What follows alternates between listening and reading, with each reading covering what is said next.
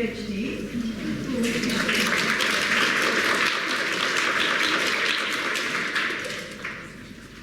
So let me tell you about Hilary.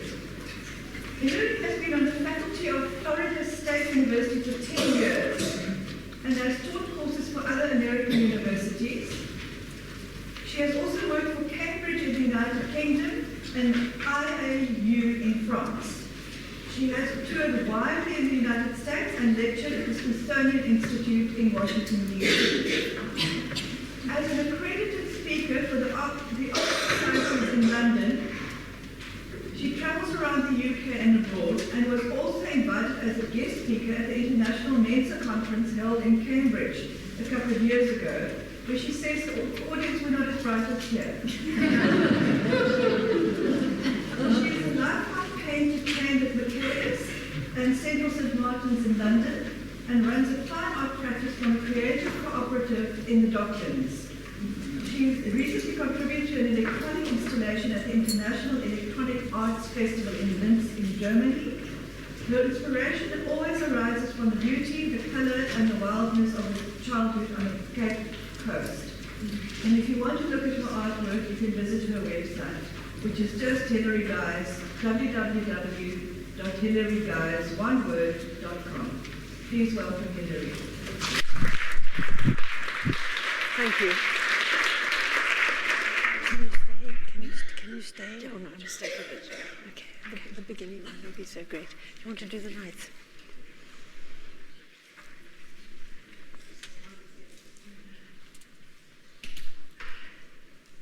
Perfect, thank you. Good morning, Cape Town.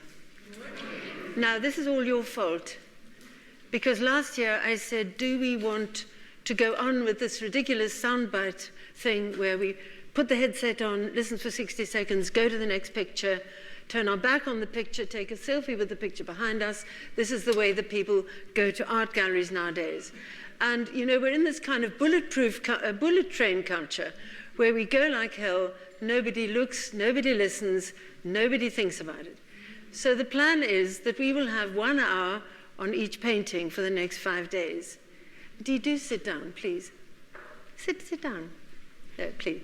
So we're going to start then with Botticelli, and it's a very big thing. I was introduced to Botticelli at about the age of 4, when my mother would tell me a Botticelli rather than tell me a story. And we are going back to Florence 500 years ago, and we're going to try to understand one of the most famous artworks, two of the most famous artworks in the world, from a new perspective. So Florence really, in the, why is this not working? I need you, Umpo, sorry. What's happened there? Okay, go back to 1.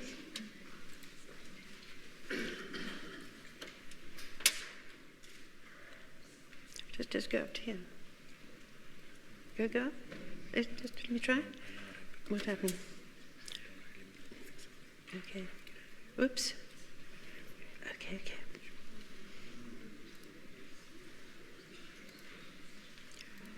No, we don't need to do all this.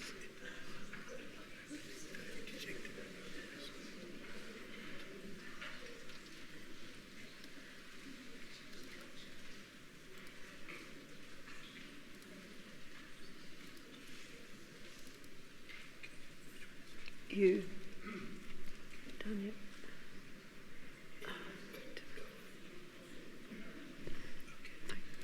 I can do it. No, I can do it down here.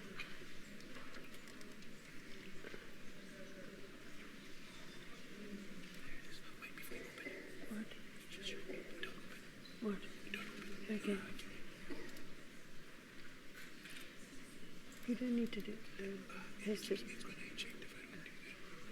Okay, fine.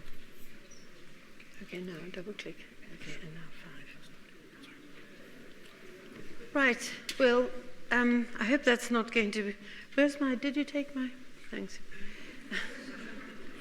One thing's for certain, none of this happened 500 years ago. We didn't have the technology.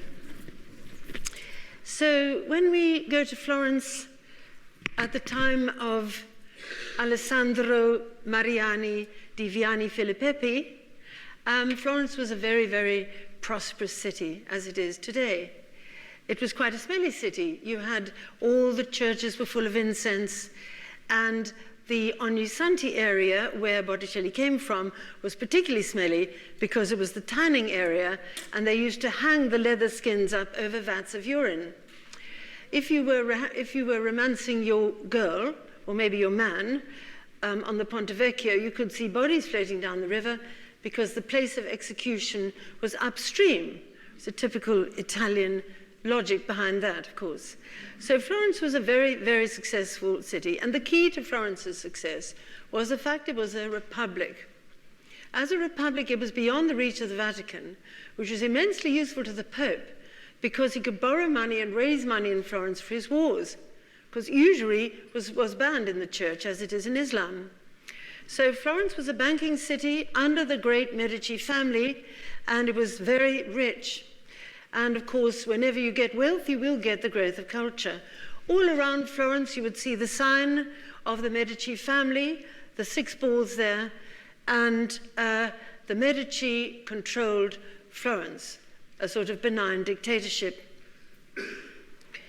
Well, you can see from Leonardo's drawing of Lorenzo that Leonardo saw him as a very sensitive man. He looks vulnerable. He has an inward personality, maybe even reclusive almost, but he looks determined and strong, but quite frail. Whereas when you look at the Annulo Bronzino, you see a snake-like, manipulative, perhaps even devious person. I have to say that all of Bronzino's paintings have this hardness of character, so I'm not sure if it isn't coming from Bronzino rather from Lorenzo. Because every great family in Italy, they all wanted to have one of their sons on the throne of St. Peter in Rome, and the Medici achieved this with Giovanni de' Medici, who became Leo X. So all the economy of Florence was very much in the hands of Niccolo de' Machiavelli, who was simply a genius in financial terms, but in every other way as well. Machiavelli really rubbed people up the wrong way when he published The Prince. And The Prince, as you can see here, was put onto the list of prohibited books by the Catholic Church. And indeed, the humanists were not all that keen either. And do you know how he did it? He did it because he wrote it in Italian. Now, the people who spoke Italian, they didn't read. And the people who read wrote Latin. The people who could read read Latin. So to write it in Italian was a real slap in the face for the aristocracy. The idea was that it was a people's book. So Machiavelli was there as one of the key people. But because Florence was so free, if you like, and could encourage free thought, and so prosperous, Florence attracted the greatest minds in Italy. And they gathered around Lorenzo and formed his academy. So 2 of the greatest people in Florence were Marsilio Ficino, you see here. Let's see if my laser works. That's him. By the way, can you see the writing well? Because I've done a lot of annotating simply so in case I don't come over clearly, you can actually see what I say. Marsilio Ficino was a great scholar. It's a beautiful portrait by Leonardo as a poised, quiet, and thoughtful man. And he had a skill that many didn't have. He knew classical Greek. Of course, lots of people knew Koine, but they didn't know classical Greek. So the Cosimo de' Medici handed Ficino all the scrolls that he had of the Platonic dialogues. And over a period of 7 years, Ficino translated the Platonic dialogues into Latin. That's immensely important for the paintings that we're going to look at. It transformed Florence into a hub of Platonic thinking. On the other side, we have this man, Giovanni Pico della Mirandola, a genius. He knew so many languages, including many ancient languages. Obviously, in addition to Greek, Latin, and Hebrew, Arabic, Persian, and a number of other languages. And at the age of 20, he was in the Vatican defending his many theses. Unfortunately, he was murdered by his secretary when he was quite young. So with these two was the rest of the academy. But before we go there, let's look at where they were going intellectually. They were focusing on Plotinus. So this is Plotinus, it's a bust of Plotinus, and down here Porphyry, who is the biographer of Plotinus. So Plotinus lived in the 3rd century AD, and Plotinus really is the founder of what we call Neoplatonism. Many people saw this as an attempt, or many people attempted to sort of line up the thoughts of Plotinus with Christianity. And I do love Plotinus's last words. His dying words were, strive to bring back the divine in yourself to the divine in all. Well, in the academy, these are some of the people. There was Domenico Ghirlandaio, who was the teacher of Michelangelo, and there's Michelangelo himself. Leonardo was there, obviously. Poliziano, who was a classical scholar and poet, and I'm sure Carol will know him from her Italian studies. And then Alessandro Botticelli, among other people. So what was Neoplatonism? We have to look at this first because it's going to inform our investigation into the Primavera and birth of Venus. It was a school of philosophy established in Alexandria in the 3rd century AD by Plotinus, as I mentioned, and it was revived by the Italian humanists in the late 15th century in Florence. Scholars translated the works of Plato and Plotinus, and they attempted to reconcile Christian beliefs in a Neoplatonic mystical thought. But the thing was that they were also deeply pious, and Ficino actually describes Venus in terms of Christian theology. Leonardo da Vinci actually was not strictly a Neoplatonist because he was more attracted to Aristotle because he had more of an interest in scientific and empirical evidence. So we're going to look at this great painting, the Primavera, and it's my terror, in fact, to try and make you see it differently. Rather than do the headset soundbite thing of just say, that's a Primavera, let's see something else. It's a beautiful allegory of springtime in the Garden of the Hesperides. It's a Greek mythological painting. And you see that Flora tiptoes into a magic garden where every flower represents a germ of knowledge. These ideas come from the Middle Ages, that the walled garden with the many flowers represented the accumulation of human knowledge. And then we have the 3 graces dancing as they do on the Greek vases and the Greek friezes. And we have, in the middle, Venus standing under an arch shape, which looks very like a cave, which is another clue that we're coming closer to Plato. In the background, we have lots of oranges, which remind us that it's a painting of the Medici, because the oranges look like the balls of the Medici crest. Now, if we just look at a few details first, Zephyrus surprises Hamadryad. She's a nymph of the forest. And as she turns around with great surprise, and she looks up at him, and her words come out as flowers. Her dress is so diaphanous, it's dissolving into the spirit world. There's rather a clue there. You can see that he's even given her dress a gilded edge, which is very, very beautiful. And these shapes here, I'm not sure whether we're seeing through her dress to plants behind, or whether they are actually somehow embroidered in her robe. She tiptoes then through the flowers. There are over 500 identified plants on the painting, of which 190 were different flowers and 130 were actually named. So the whole painting is a kind of compendium of Renaissance knowledge of botany, in addition to everything else. So Flora is gathering up roses. These are old-fashioned flat pink roses, gathering up her roses in her dress. And she even has some roses embroidered on her dress. Again, these old-fashioned with very spiky leaves. The three races seem to be dancing in a veil of mist. It's almost like a sea mist that envelops them. And when we look back at the painting, we come to the first theory that I wanted to present to you. There is an Italian scholar who came up with the idea that this painting was a coded way of alerting the noble families of Italy to a conspiracy to unite Italy hundreds of years before Garibaldi unites Italy in 1860. And the way he did it was to explain that these figures all represented different city-states in Italy. And this painting was actually painted for a wedding when many people would have seen it. All the noble families would be there. And it was the wedding of Pier Francesco. I'm going to talk about that in a minute. So if we look at them individually, one of the problems was to identify these three, because they all look very the same. The graces that are dancing around. Who are they? Could they represent the three marine states of Genoa, Pisa, and Naples?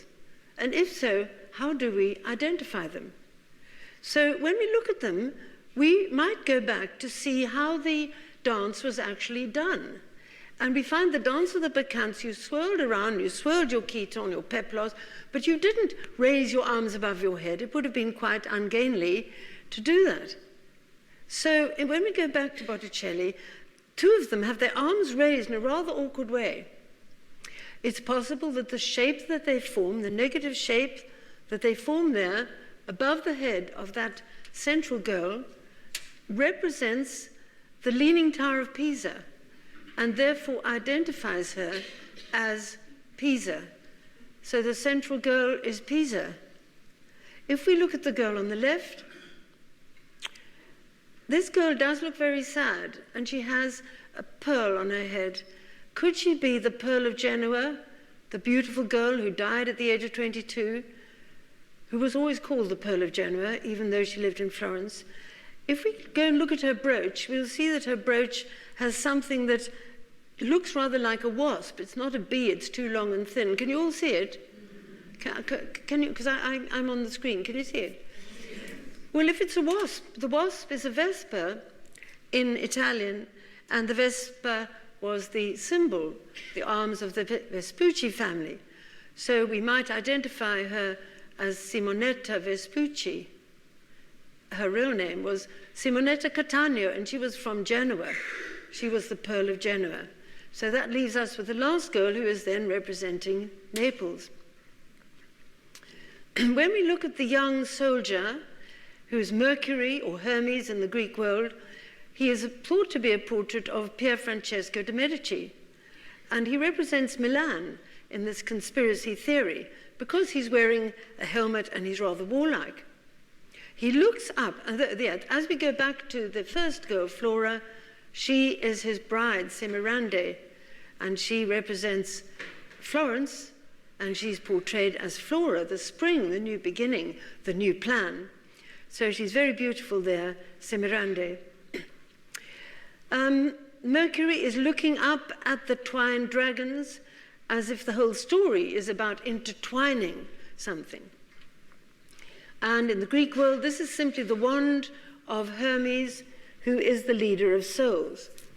So that is this theory. However, I have to say to you that for me, it doesn't work.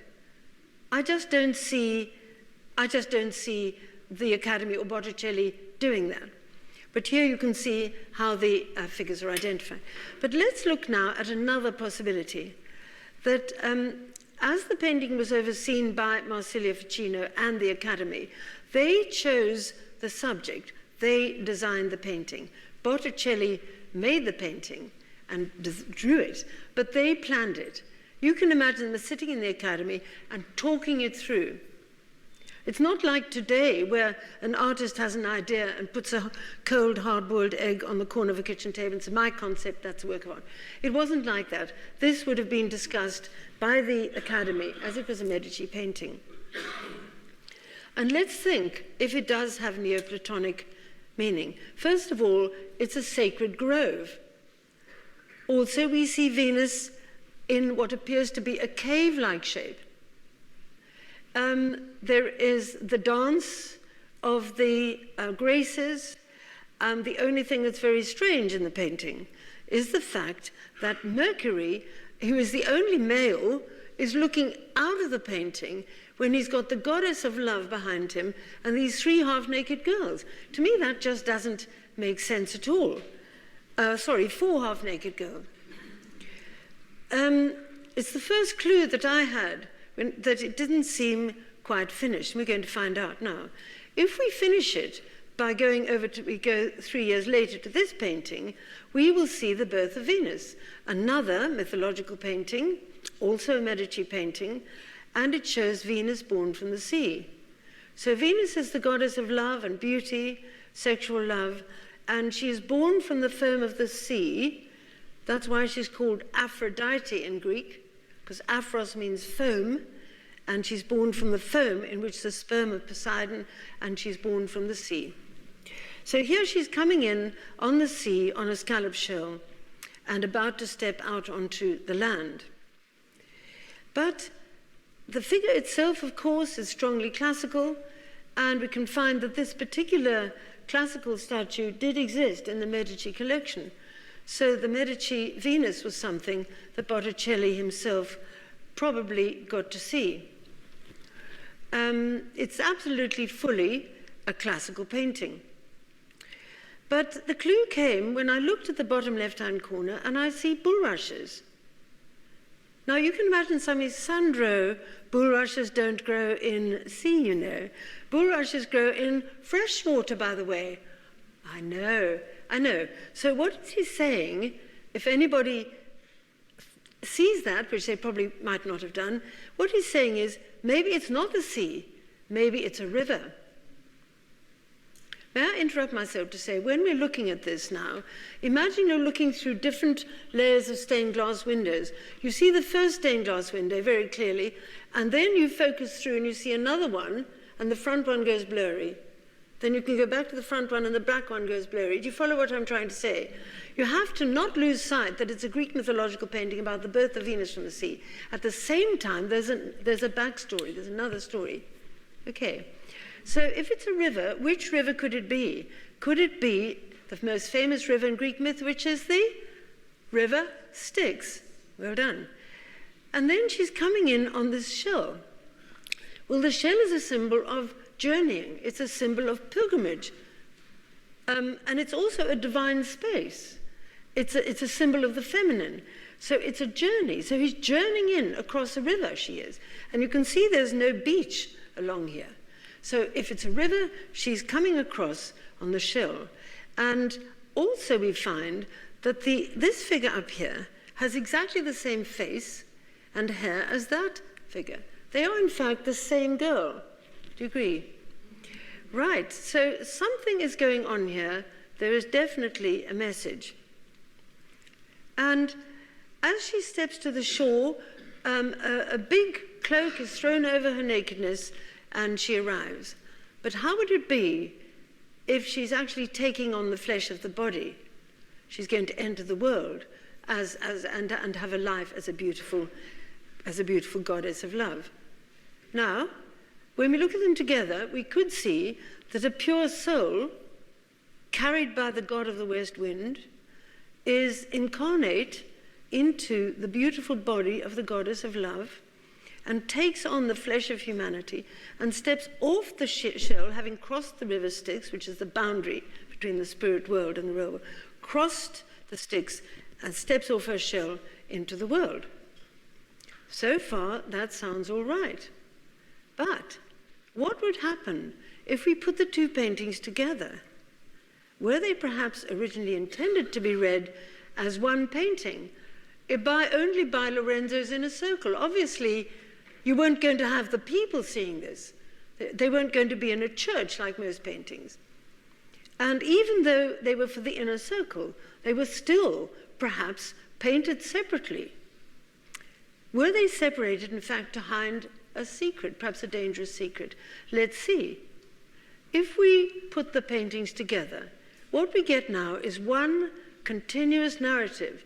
It's the journey of the soul into the world. we can see how balanced it is. On the one side, you have the wind of the spirit, and on the other side, again, the wind of the spirit. In the classical world, the wind represented spirit. And then right in the middle, Mercury, who is the psychopompus, the leader of souls, is stirring it up. He's stirring it up with his wand, his caduceus. And now, of course, Mercury is now in the center, no longer with his nose against the frame of the painting, which doesn't make any sense at all. He's looking into the next painting. He's stirring it up. It looks like a frieze. And what I was going to mention at the beginning, it's a very lyrical frieze, and it's very rhythmic. It's almost like a dance that's going. Well, when you see very close together, you can see there's only one forest, and that the leaves are exactly the same. And you can see that the feet are all on the same level, yeah? And that the figures are about the same scale. To me, it works perfectly as one painting. Well, you then say, well, wait a minute, this doesn't quite work. You can't have Venus in both paintings, can you? But the point is you can. Because if you go to Neoplatonic philosophy, you find that there were two aspects of Venus. According to Plato, Venus was both an earthly goddess who aroused humans to physical love and a heavenly goddess who inspired intellectual love in them. Plato said that contemplating physical beauty allowed the mind to better understand spiritual beauty. That's a belief that's been well and truly clobbered in the 20th century. But it was very much alive in the time of Keats, that physical beauty could lead you to contemplation of spiritual beauty. Looking at Venus, the most beautiful goddess, viewers would then lift their mind toward the realm of the divine. Now, go back to my narrative.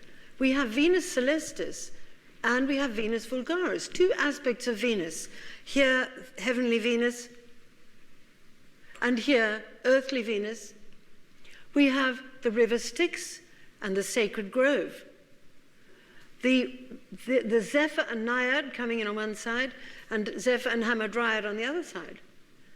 And we have Mercury as the leader, right in the very center. Is everybody still with me? Okay. So when we look now at a little bit more detail, we're trying to find out if I'm right. Are we tracking the journey of one soul? Let's look at the Dryad on the right. You can see that her hair, her face, and her fantastic hair is exactly the same as this one here. And that Zephyr, or the spirit of the west wind, brings the human soul into the world as the first figure in the birth of Venus, but carries her out as the last figure in the Primavera. And now, really, we're coming to the thought that what the painting is a visual explanation of Neoplatonic thought, which is the transmigration of souls in a continuous cycle of birth, death, and rebirth. If we read it from left to right, we have the incarnation of the soul into the world. The soul here, the pure soul, obviously it's represented as a human, but the pure soul carried into the world, taking on the flesh of the body, stepping out of the shell, the symbol of journey, across the Styx, into the world, gets into the dance of all that is pregnant with new life, and then snatched away, surprisingly, unexpectedly. When you do it the other way, from right to left, you have the fact that the soul goes through life, he is pregnant, and through the dance of the world, and sheds the flesh of the human body. So this extraordinary idea that I have works beautifully both ways. But it's deeply heretical. I mean, this is contrary to everything Christianity teaches. In Christianity, you're redeemed once and for all. You don't take anything from any past life onto any future life.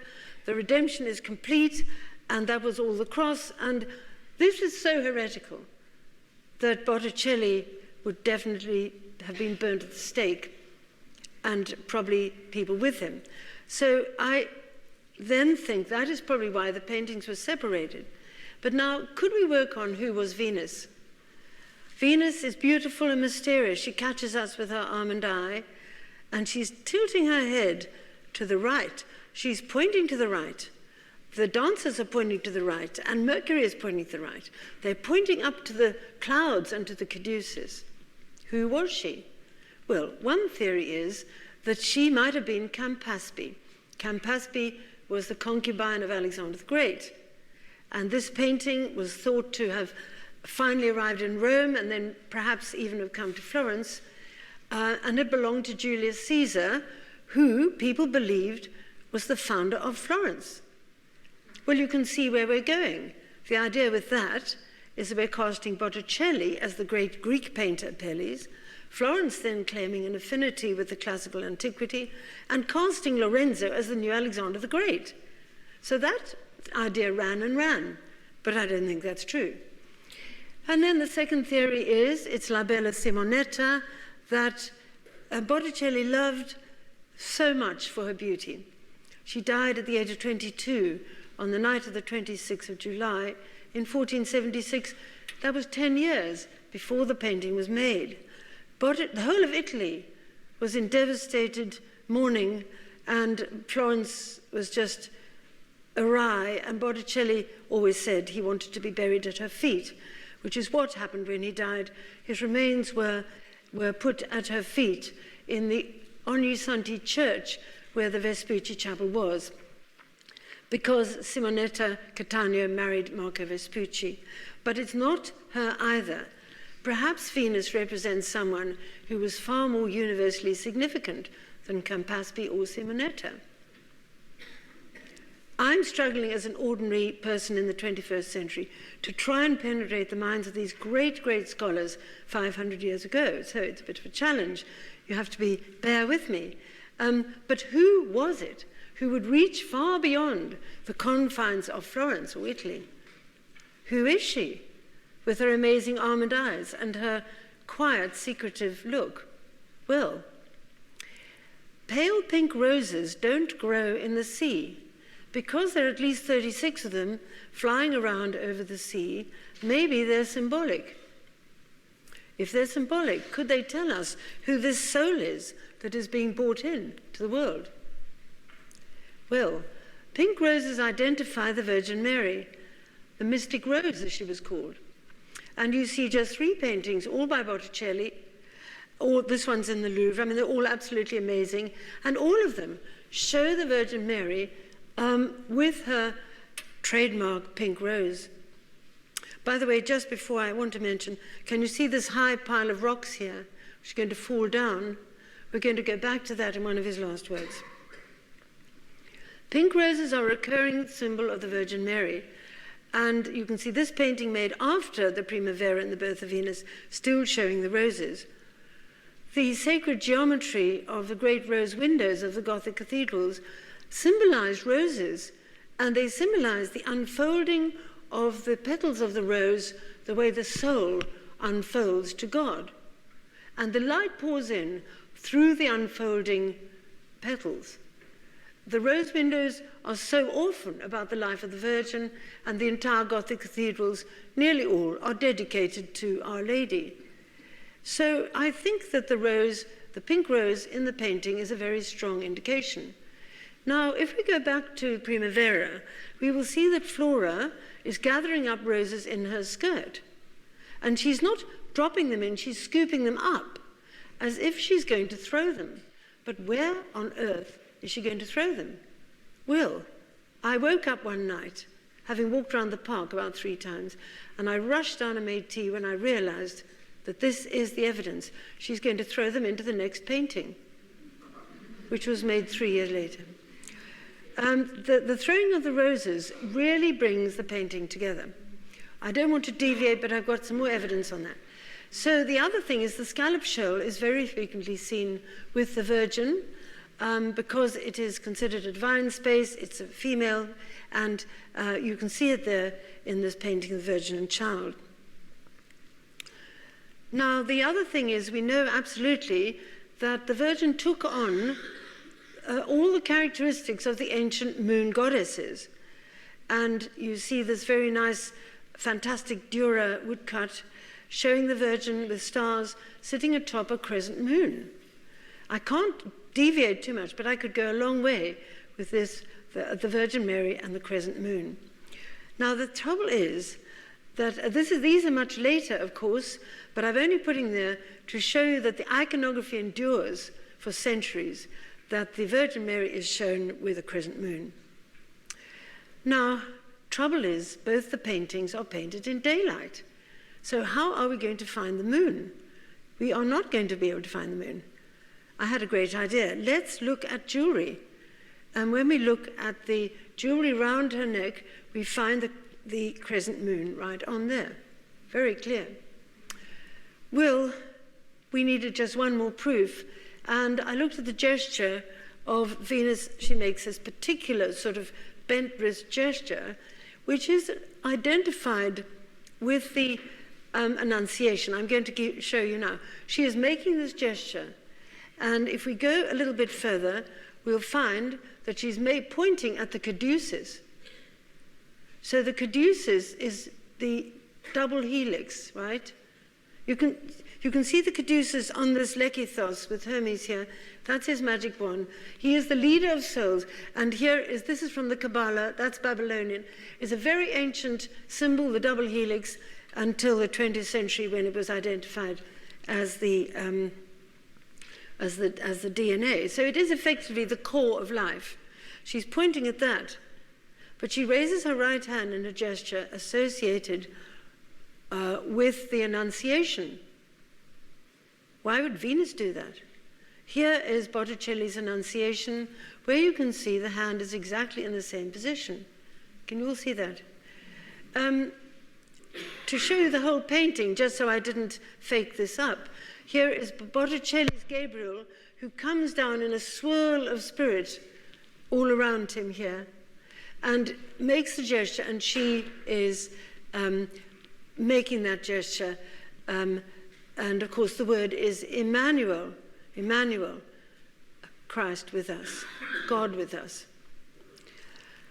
So then go back. Are we looking at the incarnation of the soul of the Virgin into the world and out of it? And she's perpetually reborn and led by the Spirit.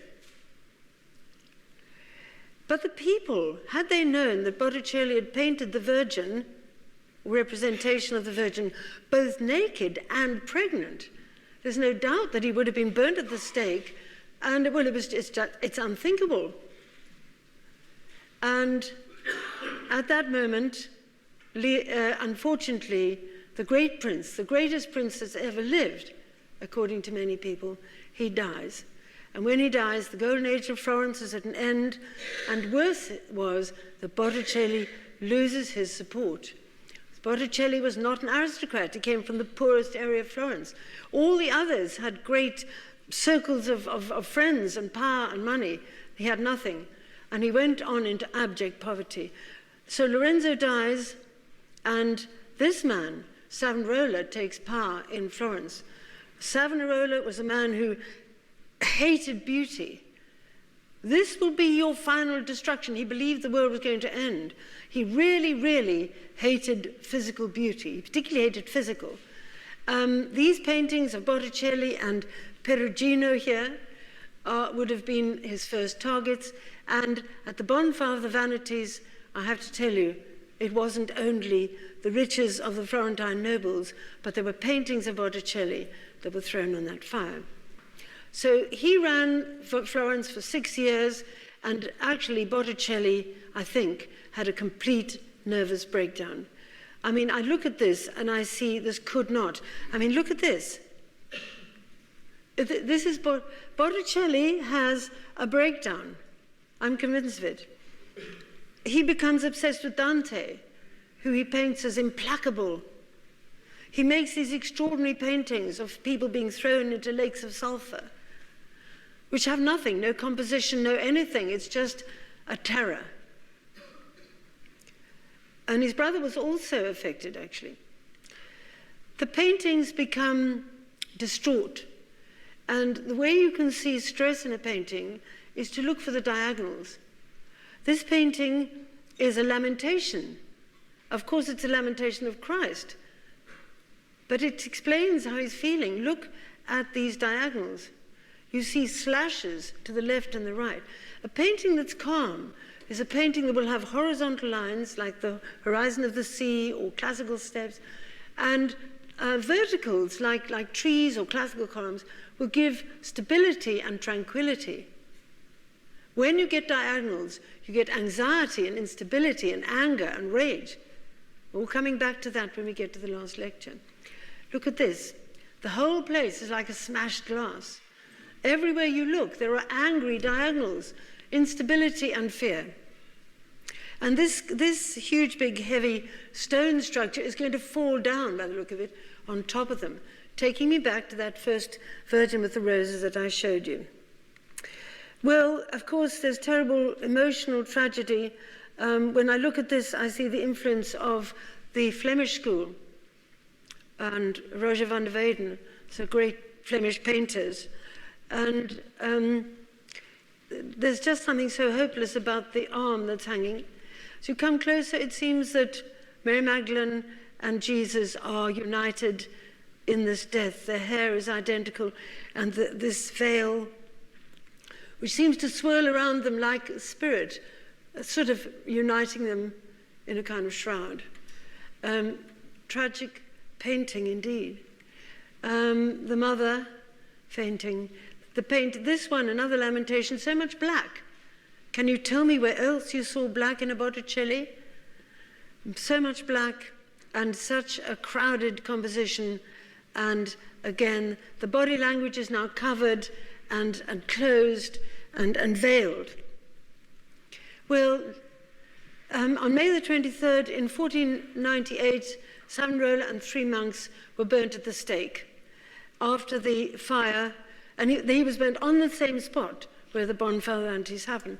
After the fire, all the ash was swept up and thrown into the Arno, so nobody could find a fingernail or a bone for a cult to beginning, right? A cult of a relic. And I want to just show you Botticelli's last painting. This is the only painting he made without a commission and the only painting he signed. And you can see that he's gone right back to an old pre-Renaissance retro style with these funny mountains. It's extremely, it hasn't got much depth. It's a very strange painting. But as we look into it, it is his last testament. And he is telling us something. It's not simply a nativity with Mary and Joseph, the ox and the ass and the baby, and the shepherds, and here human beings being welcomed by angels, and angels singing over the nativity. It's not that at all. If we look at the shape of it, we'll see, first of all, about the colors. That's pretty traditional. Red, green, and white. The red is the love, the color of love, God's love. Green, spes, from spes bona, is the color of hope, and white, fide, faith. So the white, green, and red are the colors that identify the character of the Virgin. And you will normally see the Virgin on a throne with red, white, and green steps. Here they are, and you see above them the angels dancing around, also in red, green, and white, 12 of them. There's a lot of numerology in the painting, all dancing around and throwing down their crowns. It forms 2 circles, the figure of 8. The figure of 8 is the number of the resurrection, by the way. And you will see how that fits in now, because as we look at the composition, we see 3 letters emerging. First of all, this, which is a Greek capital N, up, it's a backward N, goes up like that. That is an I in classical Greek. Then you see the A. The A is not all that difficult. You go up there, and there's a cross. Can you see the A, everybody? I really can't. Can you see it? Okay. And then right at the top, the big circle found the O. I-A-O. Now, I for Isis, O for Apophis, and I for Isis, A for Apophis, and O for Osiris. And they stand then for birth, death, and resurrection. Osiris is a god of resurrection in the Egyptian faith. I-A-O. omega, alpha, iota, and this was a sort of acronym for the Neoplatonists. So the Mystic Nativity, as it's called, made in 1500, is a painting that is telling us that Botticelli is a Neoplatonist still to his dying day. But how did he know what the proportions of the Great Pyramid of Giza were? Because if you put them over the painting, they fit exactly. It's most mysterious. I haven't gone into this too deeply, but there is quite a lot more that this painting needs to reveal to us. He died in abject poverty. He had probably very bad arthritis. He was very hungry. People didn't feed him. He staggered around with broken body due to arthritis. And nasty slurs were put around Florence. People put slurs on his character. And he died. And very tragically, this really expresses it. Gone were the beautiful magic gardens. Gone were the sacred groves and the forests. Gone were the sea, the river, the Styx. The beautiful girls in their diaphanous grounds. The gods and goddesses, and the hope that went with all of that. This little painting shows the door has been slammed. He's an outsider in Florence until he dies. All hope abandon ye who enter in. These words are in somber color, I beheld, written upon the summit of a gate, from L'Interno by Dante. Who was he then? A dreamer? A master of grace? Yes, of course. A maker of gardens? Well. A lover of beauty? Absolutely. Also a heretic. 1st of March, 1445 to May the 17th, 1510. Thank you.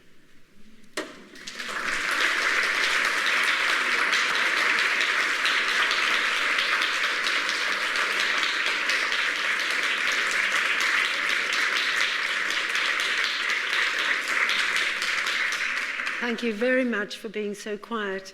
A really complicated talk. Thank you. See you all tomorrow.